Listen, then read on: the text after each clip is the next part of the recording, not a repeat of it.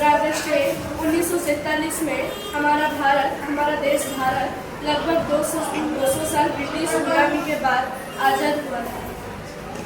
लाल किले की प्राचीर से पंडित जवाहरलाल नेहरू ने ट्रीज विथ डेस्टिनी भाषण दिया था। उसी दिन के बाद हम ये दिन बड़े गर्व और सम्मान के साथ मनाते हैं।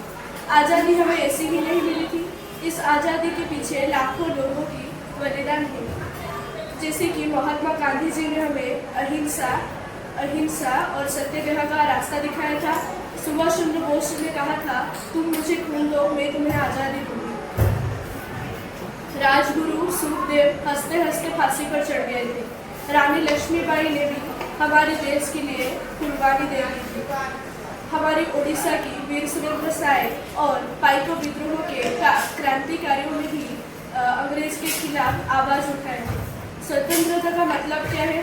स्वतंत्र का मतलब सिर्फ छुट्टी और झंडा लहराना नहीं है।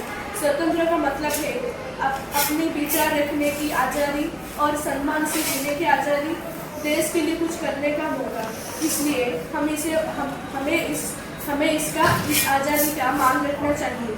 हमारा देश भारत दुनिया का सबसे बड़ा लोकतंत्र है, क्योंकि हम चांद पर यान भेज रहे हैं, खेलों में मेडल जीत रहे हैं और टेक्नोलॉजी में नए रिकॉर्ड बना रहे हैं। ये सब इस आज़ादी की वजह से संभव हुआ है। इसलिए हमें इसका मान रखना चाहिए। ओडिशा भी हमारा भारत का एक गौरव है। ओडिशा की जगन्नाथ जी की भूमि, कोणार्क का सूर्य मंदिर और हमारा ओडिया खाना और भाषा लोगों को हमारी भारत में हमारा गौरव बनाती है। इसलिए हमें ओडिया होने पर भी गर्व है और इससे ज़्यादा गर्व है भारतीय होने पर। अंत में मैं बस इतना बोलना चाहूँगी, सारे जहाँ से अच्छा हिंदुस्तान हमारा।